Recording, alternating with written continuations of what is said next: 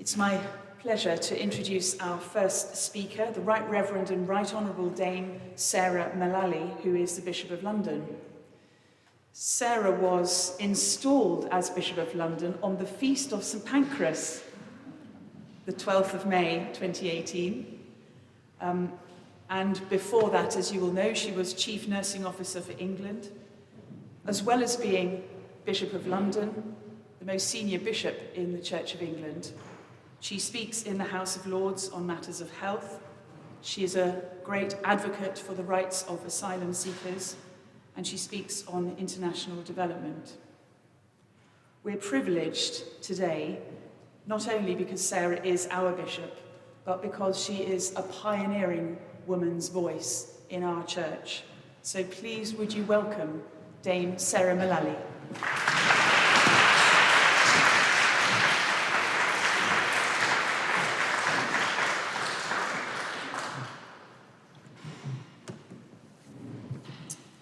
Thank you, Lucy. It's a great pleasure to be with you today.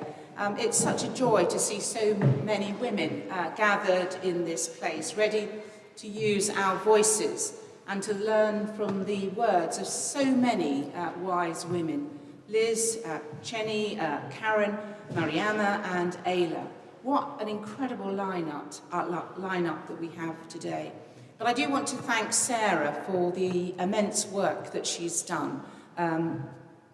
It has taken a lot of organisation to get here, and I'm very grateful for that. And I'm also grateful for the welcome from Sarah and Lucy to St Pancras. It is also a real joy for me to be in a room where there are probably more Sarahs than there are men. With all due respect to our male colleagues, I often find myself in a room where there are more Marks than there are women. As Lucy said, I'm Sarah Mullally. It is my privilege to be the 133rd Bishop of London. I've been in the role now for 7 years, and I have 7 more years to go before I hang my mitre up. And in a sense, what I want to share with you is some thoughts and reflections about how we find our own voices, how together we do that through hope and through tears. And I have to say, I have probably had my fair share of both. In my role as the Bishop of London in this diocese, but also in my other roles, I have been very conscious of the responsibility that I have as a woman. I am watched. People project onto me their expectations, which I'm almost certain I won't fulfill. But I'm also conscious, as somebody has written, my selfhood begins when I walk away from the expectations of others. Some years ago, I stopped pointing out to people that I was different from my predecessor.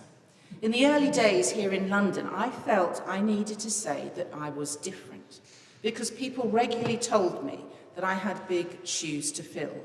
My voice needed to deepen, and it must be hard not being as tall as he was and not having a beard. I would remind myself and others that I wasn't going to grow any taller. If anything, I was likely to shrink as I got older, and I certainly didn't want to grow a beard. But the truth is that I've got my own shoes and my own voice, and actually I'm really perfectly happy to use them. I have, throughout my ministry, sought to be faithful to who I am, to understand and to seek to know who has God called me to be. And that means that I need to walk in my own shoes and not somebody else's. It means that I need to be more concerned, not about my shoes, but about where I walk with them. What do I do in them?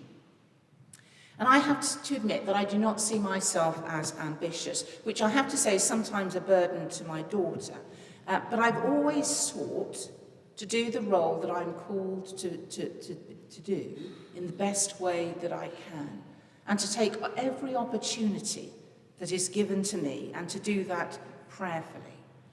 In every role in which I have served, I have been conscious that in some sense I don't fit. And I have to say, the more I talk to people in the church, particularly women. Actually, I suspect most of us think we don't fit, but I felt I didn't fit. I have a comprehensive background.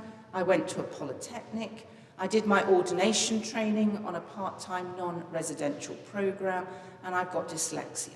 No whiff of private education or even a grammar school education or of Oxbridge. And I therefore often have felt the outsider. And that was true about the Department of Health as it was in the church and in the Diocese of London, and yes, in the area of the two cities which I have a particular episcopal oversight for here in London. And I've often felt that those who share ministry or work with me don't get me. A nurse, a senior civil servant wanting to minister in the Church of England. And the truth is, I couldn't always see people who look like me in the roles that I'm being called to or I have been undertaken.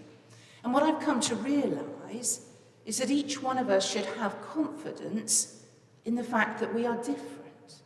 We are all uniquely made, with a whole set of unique gifts.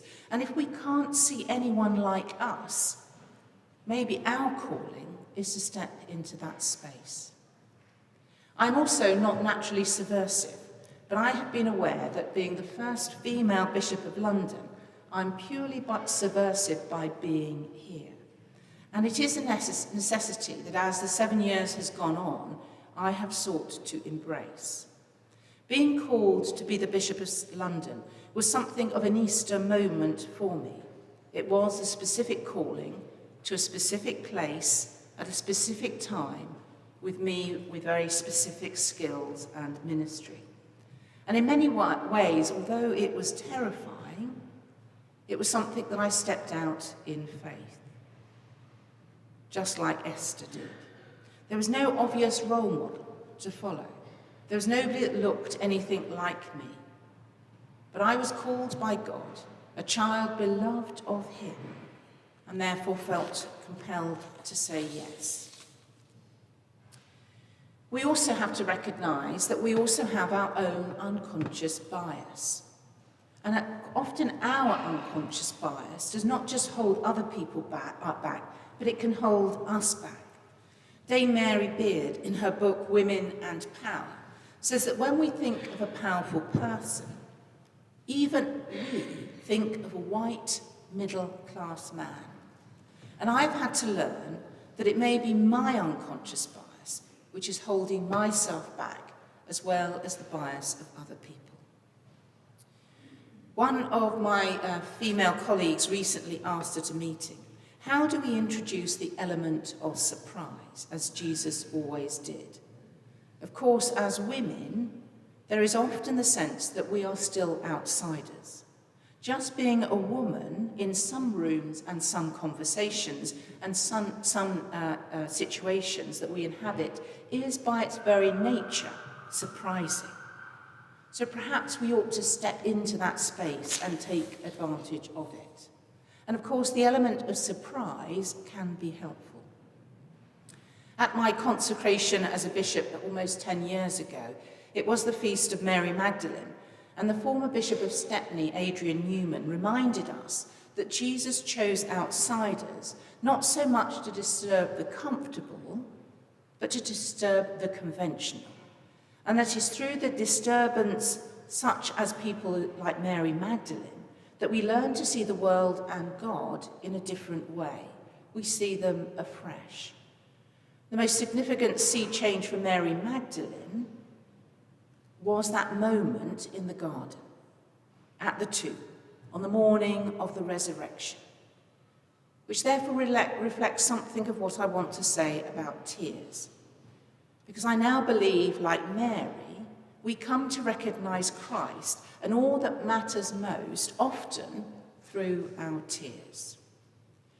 Some of you may know that at General Synod this February, I was putting forward amendments relating to the legislation which governs the membership of a vacancy in C Committee, the committee that appoints bishops, particularly diocesan bishops. These amendments had been drafted and agreed by the whole House of Bishops after some of us had listened to those who had been caught up in those appointment processes, found themselves not just disadvantaged, but found themselves in very difficult positions, specifically because the panels with responsibility for shortlisting and appointing diocesan bishops had biases, particularly those around gender. So I put forward one amendment after the other on behalf of the whole House of Bishops, and they were designed to change this, to make the process more equitable. And one after the other, the amendments were rejected. There then came a moment when I was suddenly and unexpectedly overwhelmed by tears. I turned away from synod to try to seek to physically collect myself.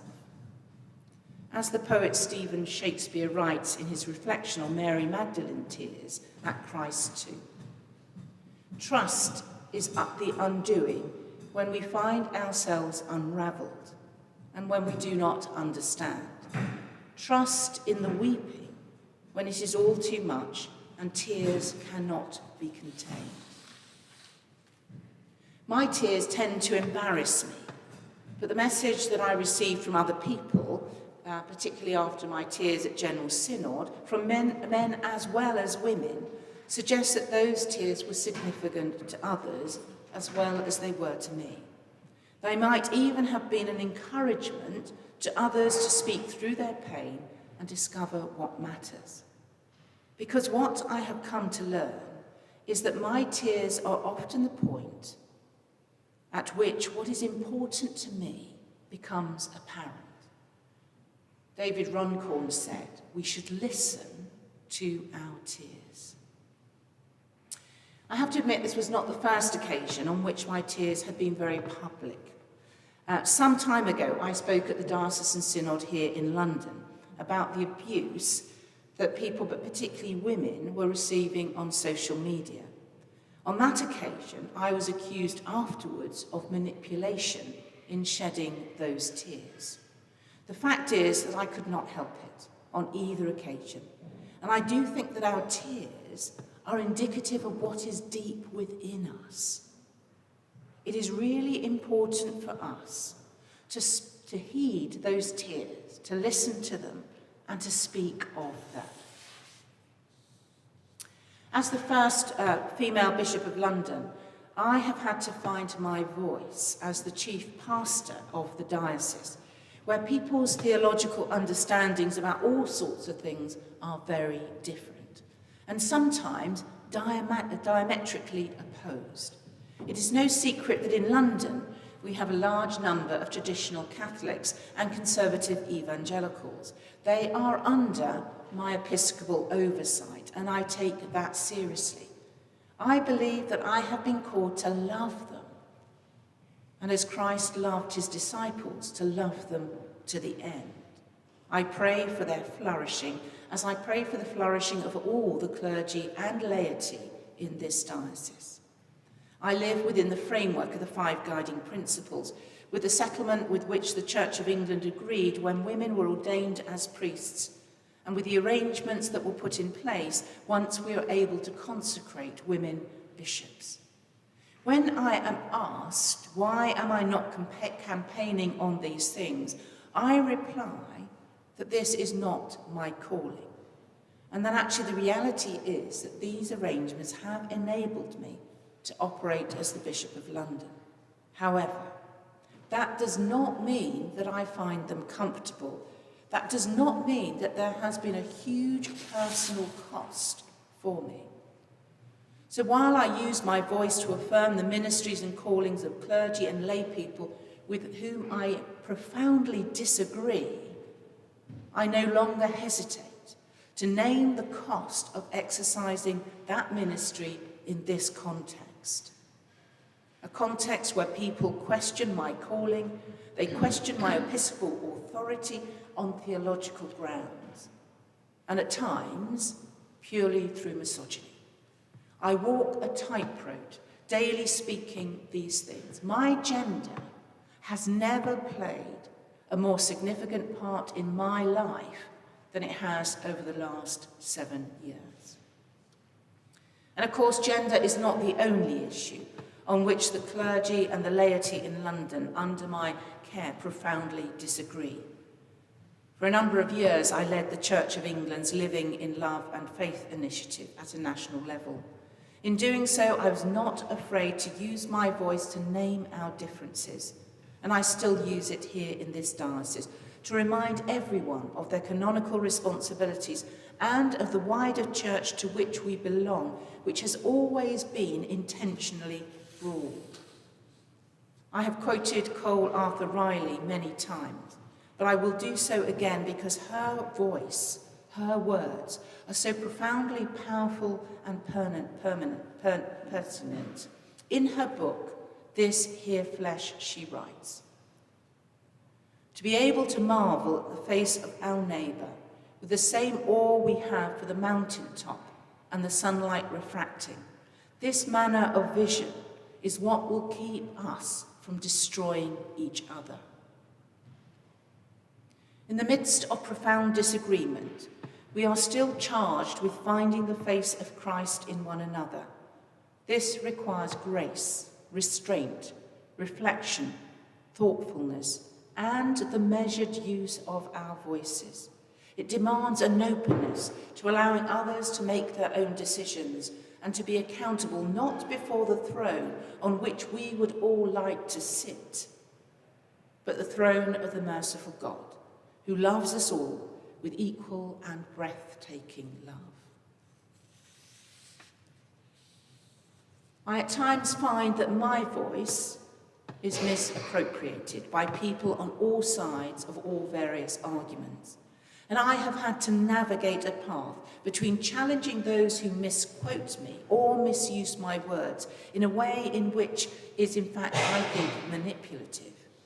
And on other occasions, accepting that there is absolutely nothing I can do about it.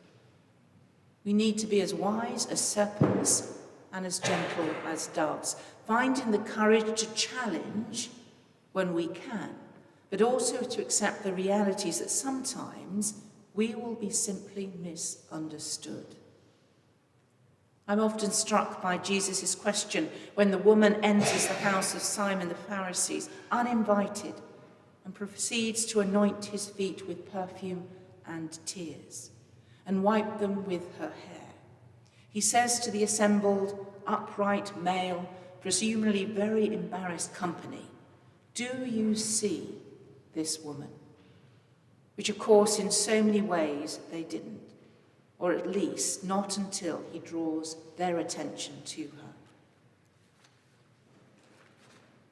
Finding our own voice is not the end of the journey. We have to discover how and when we use it. As Madeleine Albright said, "It took me quite a long time to develop a voice, and now I have it, I am not going to be silent." So Jesus asks, "Do you see this woman?" We are called to see those who others don't see, and by the use of our voices, amplify theirs. Bishops have plenty of opportunity to use their voices, and I have to decide which opportunities to prioritise and how to use them. I recognise the privilege of being able to speak in the House of Lords, and I use my privilege intentionally.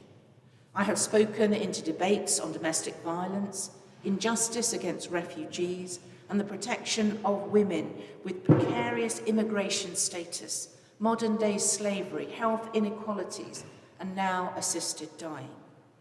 I have used my voice in General Synod to highlight the gaps of our HR processes, which do damage to those whose grievances do not reach the safeguarding threshold. I have spoken of the lack of accountability which I have experienced as a bishop and the dangers this opens up. I have called out the failure to hear the voices of victims and survivors, particularly of late, when General Synod delayed, once again, the decision about operational independence in relation to safeguarding. I mention these things not so that you can congratulate me on the ways in which I have used my voice, but so that you might be encouraged to continue to use your voice in the spaces available to you. And in order that you should do so in a way with your own passion and your own conviction. Yes, your own voice, which is different to mine. And I do believe that we should always ask the question, which other voices are not being heard, and how might I ensure that they should be?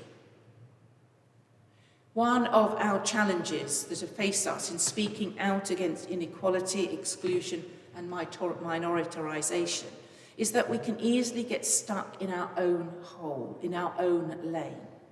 If we are part of a group which is disenfranchised, the challenges we face can divert our attention from the challenges that are faced by others. Or we can assume that we speak for everyone, when in fact the picture is more complex than we would like to believe. Some years ago, Rudy Hammond, an American journalist and author, wrote a book called White Tears, Brown Scars. She argued that white feminism has never had the interests of black or brown women at its heart, or even in view. I have seen the truth of this in the long journey to the recognition of women's ordained ministry in the Church of England. The fact is that the Church has so much further to go in embracing the gifts of the global majority heritage women, and this in part is because white women have failed to notice the difference in the experience of others. We have failed. It is only we're only using our voices to speak up from ourselves and not inclusively and collectively, then we are missing the point. When we find ourselves in places of influence, not only must we not pull up the ladder, but we must stretch out our hands to pull others up alongside us. Sometimes we must give away power, even give away our place at the table, to make room for those who are less represented than ourselves. So I have spoken about finding our own voice, ensuring that we have our own shoes, rather than trying to fit into other people's. I have spoken about finding our voices through tears. I have suggested that finding them is a collective act. It is never all about me. But finally, how do we find our voice in hope?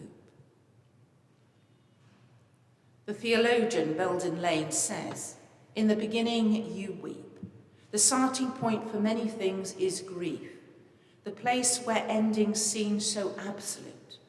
One would think that it should be wise, but the pain is an antecedent to every new opening on our lives." Pain comes before new openings on our lives, and every new opening brings hope. As we weep, the reality is that God is working, and God tells us that we can act in hope, in spite of the doubts which at the time may seem overwhelming. We can behave as though things are going to get better, even though we are not sure they are. And when they will, that is our hope. Hope has been something of a theme for me throughout my ordained ministry and my previous callings.